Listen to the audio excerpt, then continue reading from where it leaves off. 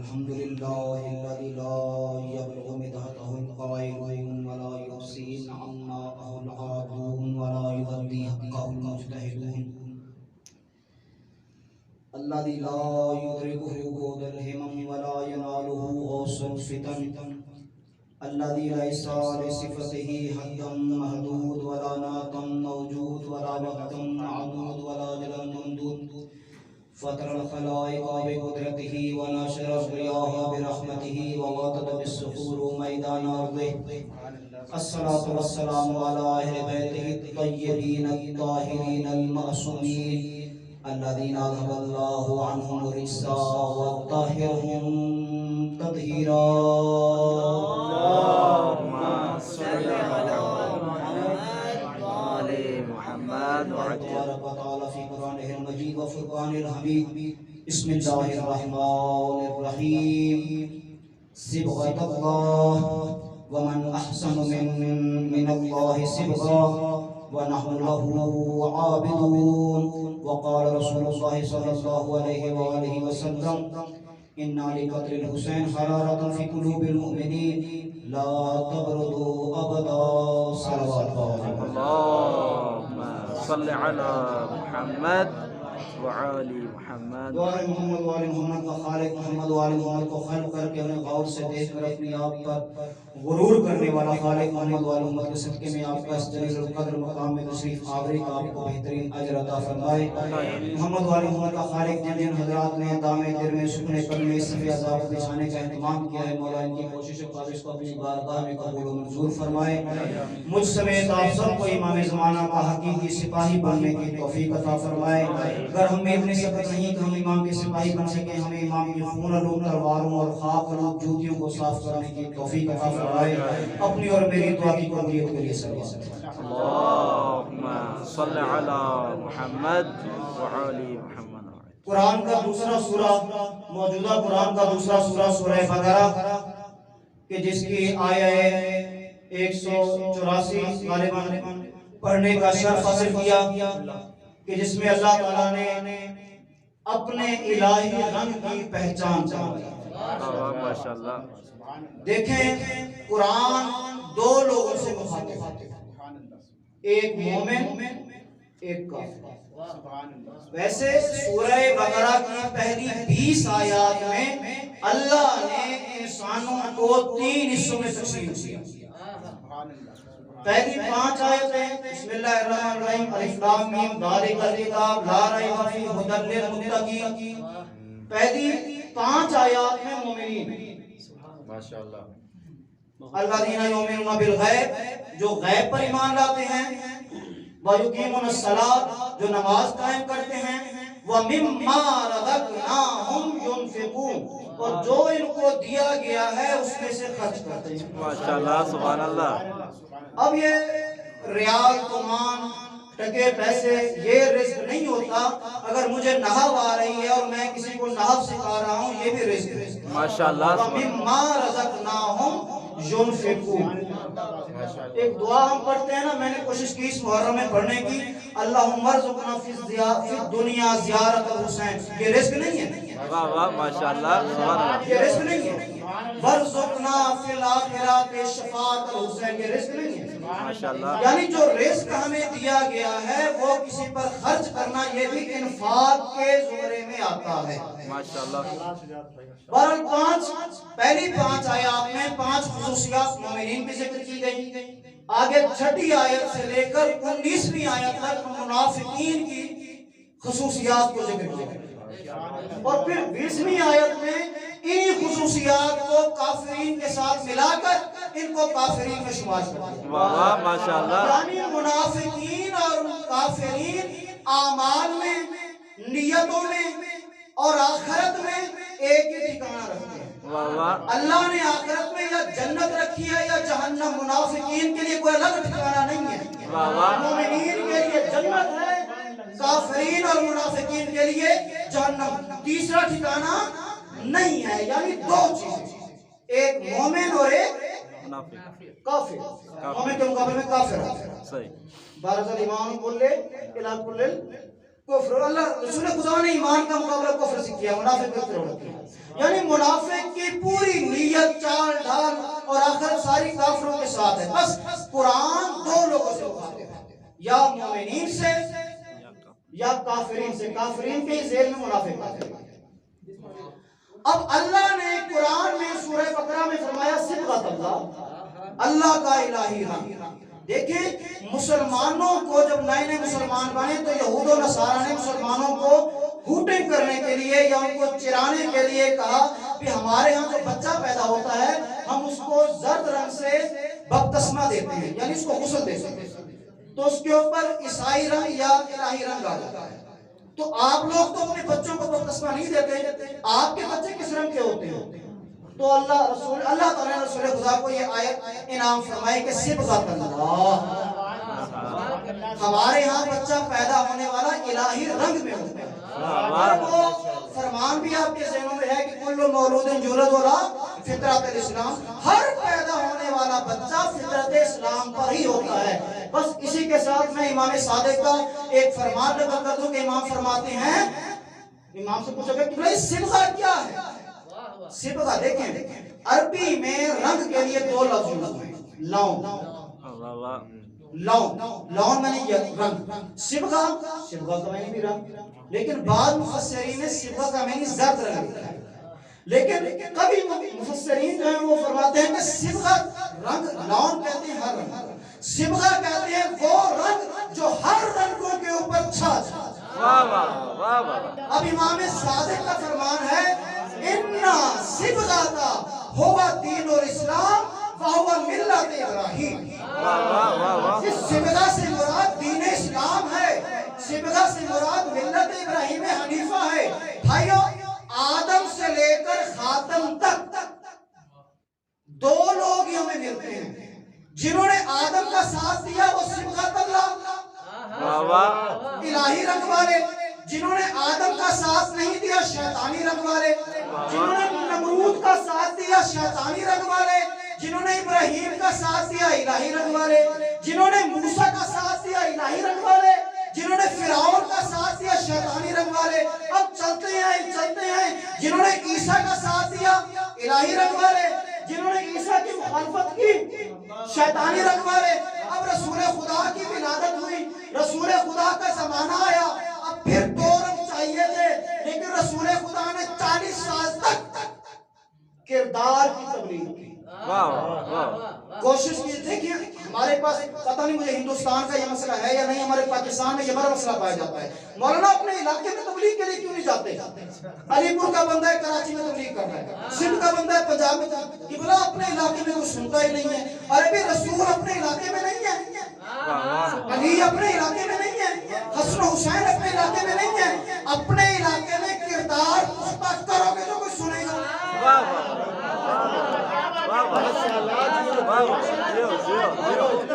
5 سال کی عمر سے لے کر 25 سال کی عمر تک ہمارا کردار ابو سفیان والا تھا.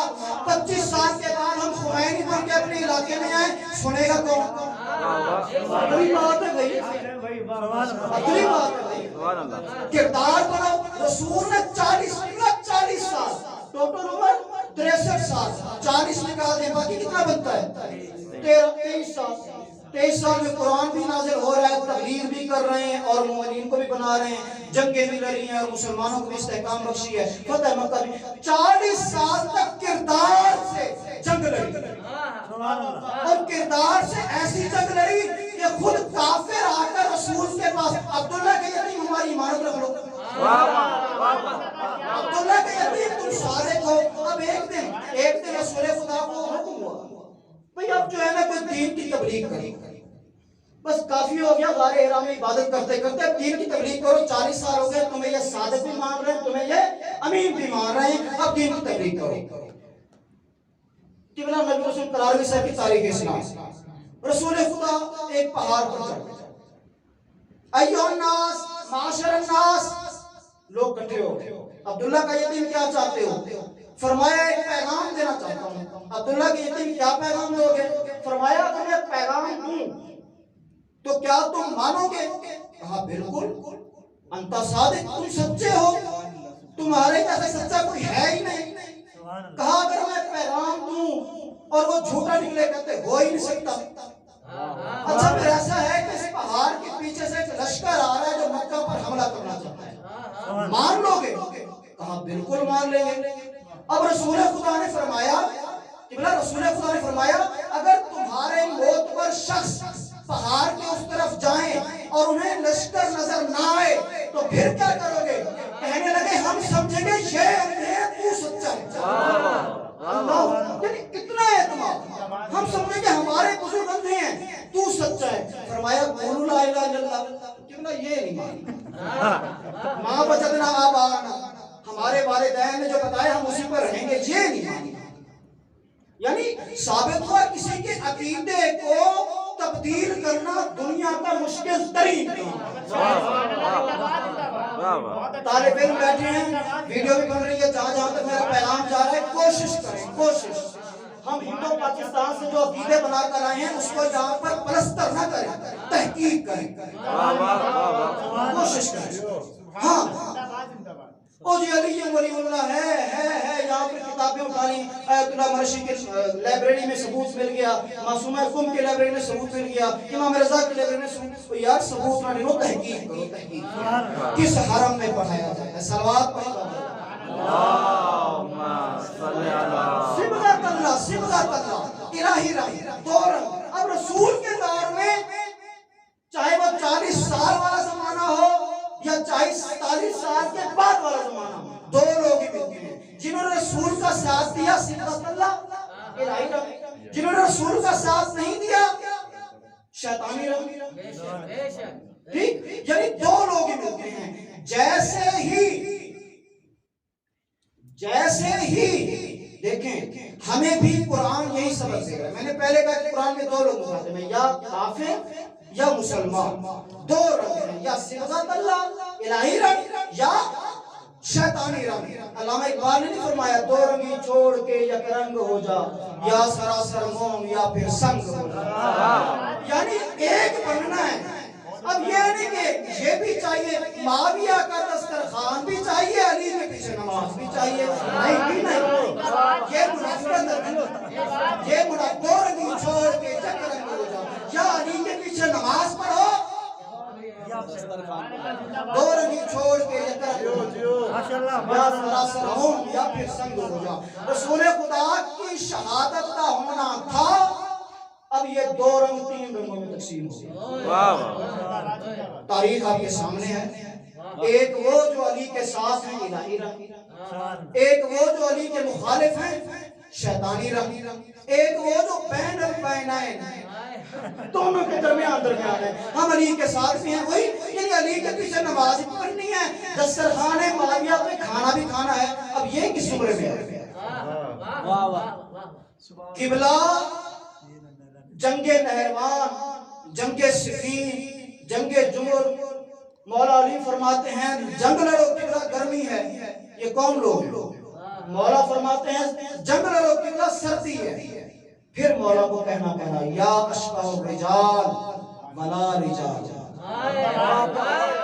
مردوں کی شکلوں والے دراصل تو مرد ہی نہیں. مرد کی ایک زبان ہوتی ہے یار، دو رنگی چھوڑ کے یا کر، مرد کی ایک زبان ہوتی ہے، یا ادھر آ جاؤ یا ادھر آ جاؤ. یہ کیا وقت کا امام بلا رہا ہے، کہتے ہیں سردی ہے گرمی ہے. ایک وقت. اب ضرورت پڑی اسلام کو 11 ہجری سے لے کر، ایک جملہ کہنے لگا ہوں کہ 11 ہجری سے لے کر 60 ہجری تک انسانیت، ملوکیت اور خلافت کے جامعے میں ایسے پرو چکی تھی کہ اب قندیل مصطفی میں پرورش پانے والے نجات کے چراغ کو حیات من الذلہ کا نعرہ لگانا پڑا تاکہ پتہ لگے صبغۃ اللہ کون ہے. جب خیر و شر میں دقت تفریق ہو گئی، بے ساختہ حسین کی تخلیق ہو گئی.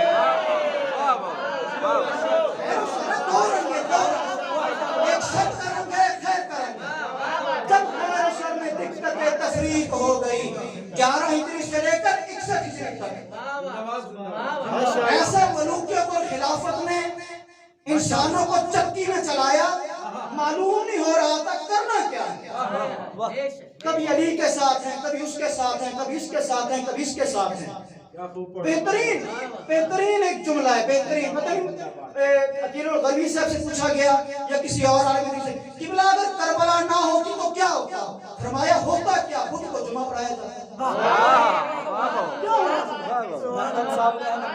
خود کو جمعہ پڑھایا جاتا، اور کیا ہوتا اگر کربلا نہ ہوتا؟ کربلا نے بتایا جمعہ کے دن پڑھانا ہے۔ دو رنگ، صبغت اللہ، الہی رنگ، شیطانی رنگ۔ اب الہی رنگ کو پہچان دینے کے لیے حسین مدینہ سے چلے۔ اب میں ایک مثال بھی ضرور دیتا ہوں، بھائی بیٹھے ہیں، مثال دیتا جاؤں۔ یعنی یہ 11 ہجری سے لے کر 61 ہجری تک کون سے لوگ ہیں؟ ان میں سے ایک شخص ملتا ہے قبلہ شبعث ابن ربی، اس کو شیش بن ربی بھی کہا ہے، اس کو شبس بھی کہا ہے، پر عمومی لفظ شبعث ابن ربی۔ 5 لوگ تھے جن کو امام نے آخری عصر کے ٹائم خطبے میں یاد کیا تھا اور ان کو للکارا تھا، ان سے ایک شخصیت۔ یہ کون ہے؟ یہ کوفے کا رہنے والا ہے۔ امام نے جب بصرہ کے لیے اپنی فوج کو بھیجا تھا، جاؤ جنگ جمل کے لیے بندوں کو لاؤ، تو اس وقت یہ بندہ نہیں ہے۔ جب جنگ جمل جیت لی، اب یہ اس کے دل میں مولا علی کی محبت نے جوش کیا، بھی مولا علی تو جنگ جیت رہے ہیں، چلو بھی چلو، کباب بھی ہیں، شباب بھی ہے، شراب بھی ہے۔ اب جو ہے نا وہ مولا علی کی فوج میں آ گیا۔ اب جنگ صفین ہوئی۔ جنگ صفین میں نہر فرات سے غریب شام کی فوج سے قبضہ چھڑوانے والوں میں جو چند شخص اور چند افراد تھے، ان میں سے ایک یہ تھے کہ جب یہ قبضہ چھڑوا کر واپس آئے تو مولا علی نے ان کے ہاتھ چومے، شبس ابن ربی۔ جنگ نہروان میں جو ناقصین سے لڑ کے آئے تھے اور فتح یاب ہو کر آئے تھے، ان میں سے ایک یہ تھا، شبس ابن ربی۔ کیا خیال ہے؟ علیہ السلام کہیں، راضی اللہ کہیں؟ اتنا بڑا شخص امام ہاتھ چوم رہے ہیں، اتنا بڑا شخص۔ جملہ ایک جملہ ہے، قبلہ تقی بیض علیہ الرحمہ سے پوچھا گیا، قبلہ امام حسین کو خواب میں دیکھنا کیسا ہے؟ فرمایا شمر نے امام حسین کو سینے پہ بیٹھ کے دیکھا، دیکھنا مهم نہیں ہے، معرفت۔ شمر تو حسین کے سینے پہ بیٹھا تھا، دیکھنا مهم نہیں ہے، معرفت۔ شبس ابن ربی۔ اب کربلا میں امام حسین جب مکہ پہنچے ہیں تو کوفہ سے جو 1200 خطوط آئے ہیں، ان میں سے اس کا حصہ دیا ہے، شبس ابن ربی۔ مولا آ جائیں، پھل پک چکے ہیں، باغات سرسبز ہو چکے ہیں، آپ کی ضرورت ہے، آ جائیں، اس کا حصہ دیا ہے۔ عصر عاشور جب امام حسین نے، عصر عاشور مصائب نہیں، ایک جملہ دے کر آگے، عصر عاشور جب امام حسین نے سارے قتل ہو چکے اتمام حجت کے لیے، امام کسی کو قتل نہیں کرتا، امام کسی سے جنگ نہیں کرتا، امام کسی کو بلا وجہ جہنم نہیں پہنچاتا۔ اب یہ آخری خطبہ جو ہے، مجھے عربی عبارت یاد نہیں ہے، لیکن اس کا ترجمہ یہ امام اتمام حجت کے لیے کہ اگر یہ لوگ میرا یہ خطبہ سن کر میرے پر ایمان لے آئیں تو جہنم سے بچ جائیں گے۔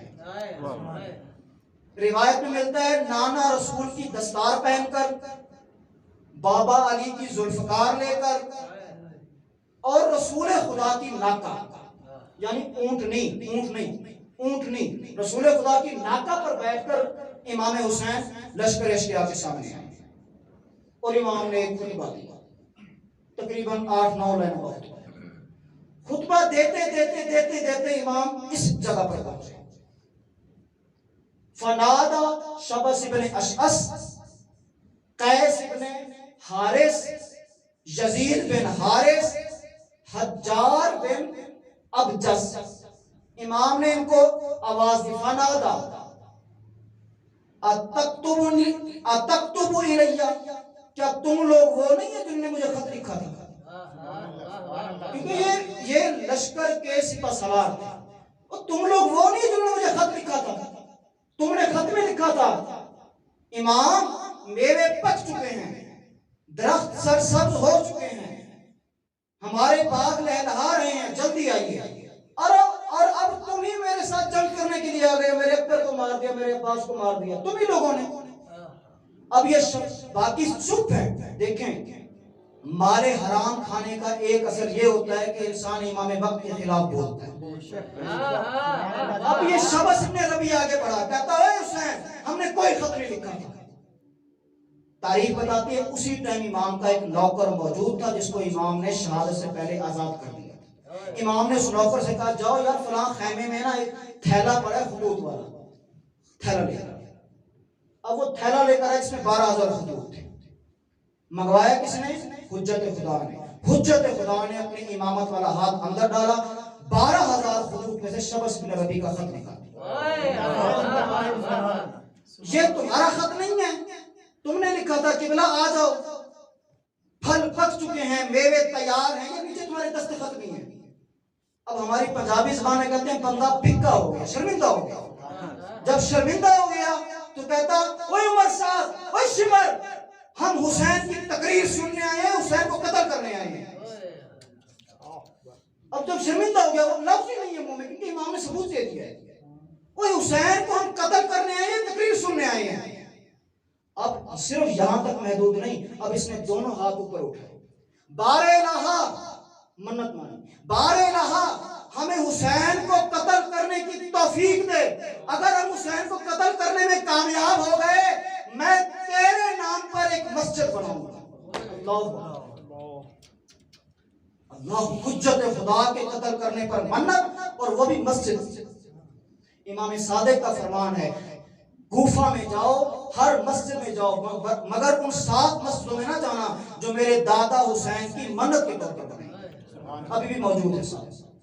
اور یہ بندہ کوفے میں آیا, امام حسین قتل ہو گئے, بندہ کوفے میں آیا, اس کو انعام اکرام ملا, اس نے مسجد بنائی. مسجد کا نام کیا رکھا اقرار صاحب؟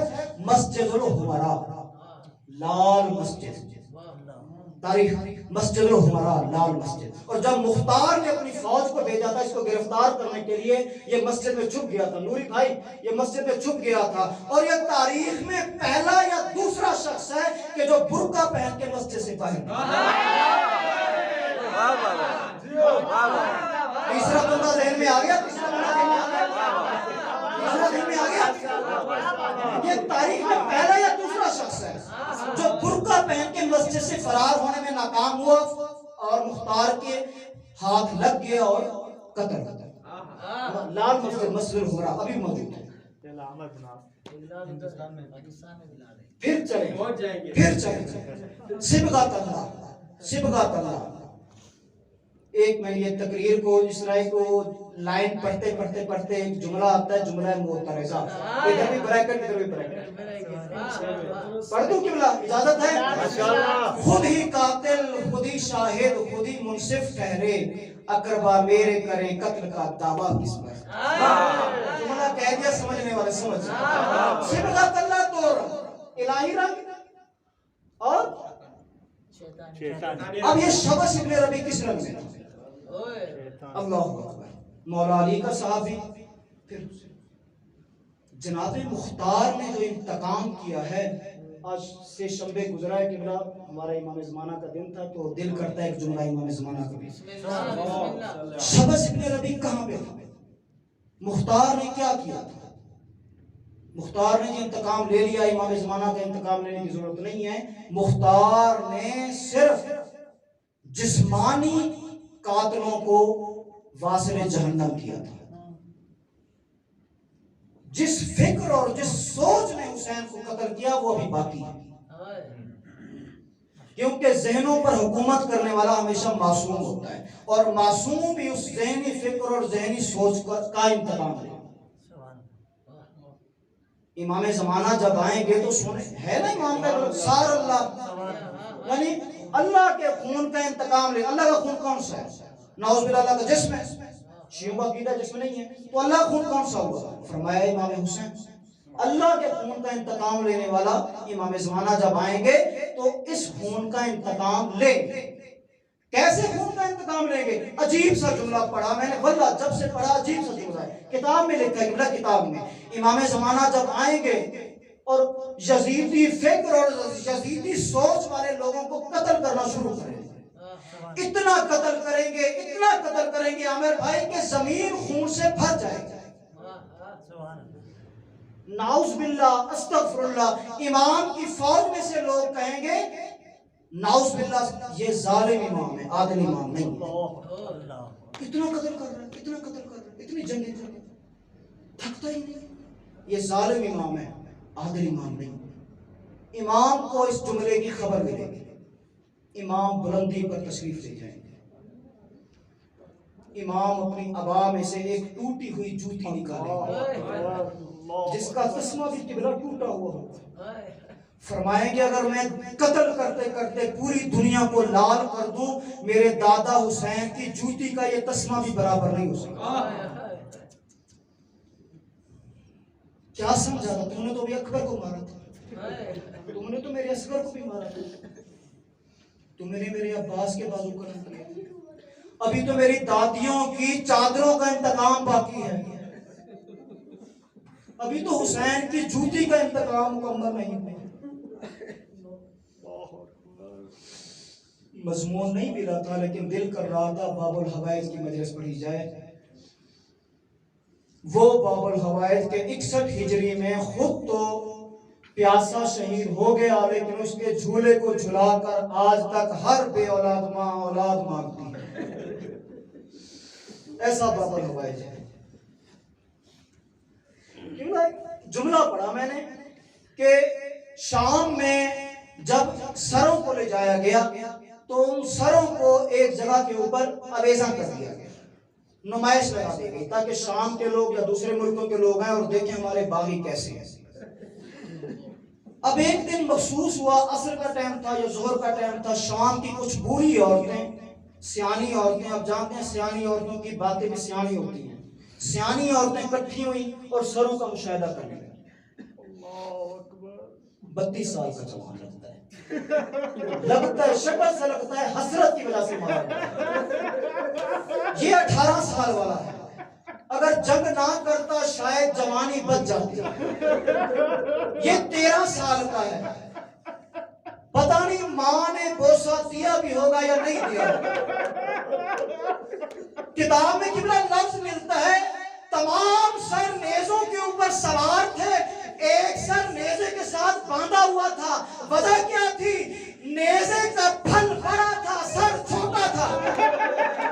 جب سر کو دیکھا عورتوں نے کہا اب معلوم ہوا کربلا میں ظلم ہوا ہے، جنگ نہیں ہوئی. کاش اس کی ماں اس کے قتل ہونے سے پہلے مر گئی ہو. پیچھے باپ کی آواز آئی اور میں تو ابھی تک زندہ ہوں اور میں راستے میں عسکر کو دیکھتی آئی ہوں. مارا گیا، پاس ہو گئے دلیر مسلمان. سکینہ کی پیاس بجھ گئی. حسین بے قرار، اکبر کا خون داڑھی پر مل کے عباس کے بازوؤں نے کمر جھکا دی. قاسم کے ٹکڑے چنتے چنتے اب حسین کی نظر کمزور ہو گئی. حسین ریتے کربلا پہ تشہد کی حالت میں بیٹھے ہیں. استغاثہ بلند کیا، حل من ناصر ینصرنا. 3 مقام قبلہ ایسے ہیں، 3 مقام قرآن میں بیان ہوتا ہے. عباد الرحمن الذین یمشون علی الارض ہونا، اللہ کے بندے وہ ہیں جو زمین پر آرام سے چلتے ہیں. لیکن 3 مقام ایسے ملتے ہیں. حسین کربلا کی زمین پر آرام سے نہیں، دوڑ کر چلے ہیں. پہلا جب اکبر نے آواز دی تھی، دوسرا جب عباس کے بازو قلم ہوئے تھے، تیسرا جب استغاثہ بلند کیا، خیموں میں رونے کی آوازیں بلند ہوئی. حسین کہتے ہیں میرے جیتے جی زینب روتی کیوں ہے؟ جیسے خیمے میں گئے عجیب منظر دیکھا. منظر کیا تھا؟ غور سے سننا. شہنہ ریتی پہ تڑپتے ہوئے اصغر دیکھا. ماں کو خیموں کی تنابوں سے الجھ کر دیکھا. کتنی مجبور تھی وہ ساقی کوثر کی بہو، خشک مشکی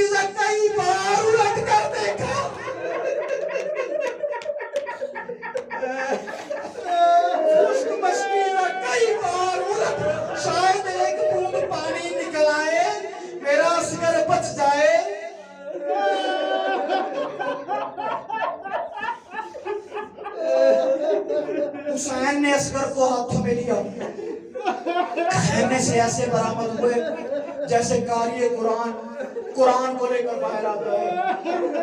اپنی خون آلود آبا کو حسین کے چہرے پر ڈال دیا تاکہ سورج کی تمازت سے پھول مرجھا نہ جائے۔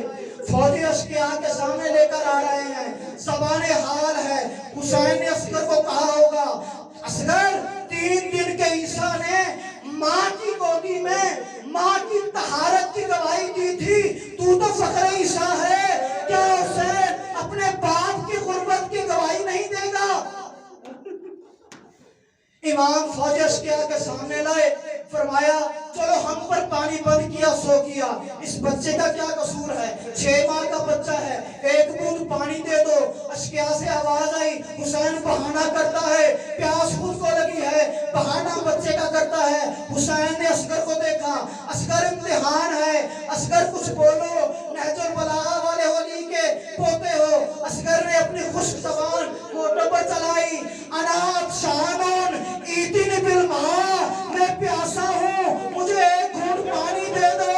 فوجی اشقیاء پھوٹ پھوٹ کر رونے لگی۔ زمین کربلا میں زلزلہ آیا، عمر ساتھ بھاگتا ہوا حرملہ کے خیمے میں آیا۔ حرملہ جلدی اٹھو، تمہارا وقت آ گیا۔ حرملہ کہتا ہے کیا کوئی لشکر آ گیا؟ فرمایا لشکر نہیں، لشکر سے کم بھی نہیں۔ حرملہ جیسے باہر آیا، کہا اس بچے کی طرف نشانہ لگاؤ، اس بچے کو دیکھو اور نشانہ لگاؤ۔ حرملہ نے تیر کمان پھینک دیا، کہا میری غیرت کا تقاضا نہیں کہ بچوں پر نشانہ لگاؤں۔ حرملہ نے کہا میری غیرت کا تقاضا نہیں۔ عمر سعد نے اشرفیوں کی تھیلیاں بڑھائی، حرملہ کی غیرت کم ہوتی ہوئی دکھائی دی۔ حرملہ کی غیرت ظلم اور ستم میں تبدیل ہونا شروع ہوئی۔ اب حرملہ نے تیر کا نشانہ لگانا شروع کیا۔ ماں نے قرآن کو اٹھایا، بہن نے دعا کے لیے ہاتھ بلند کیے۔ پہلا تیر چلا، تیر ہٹا گیا، دوسرا تیر چلا، تیر ہٹا گیا۔ عمر سعد نے تانا دیا۔ حرملہ کہتا ہے بغیرت دیکھ، جیسے ہی میں تیر چلاتا ہوں خیام میں بچے کی یا ماں ہے یا بہن ہے، قرآن سر پہ رکھ کر کہتی ہے ظالم اپنا تیر بھی دے، میرا صغیر بھی دے۔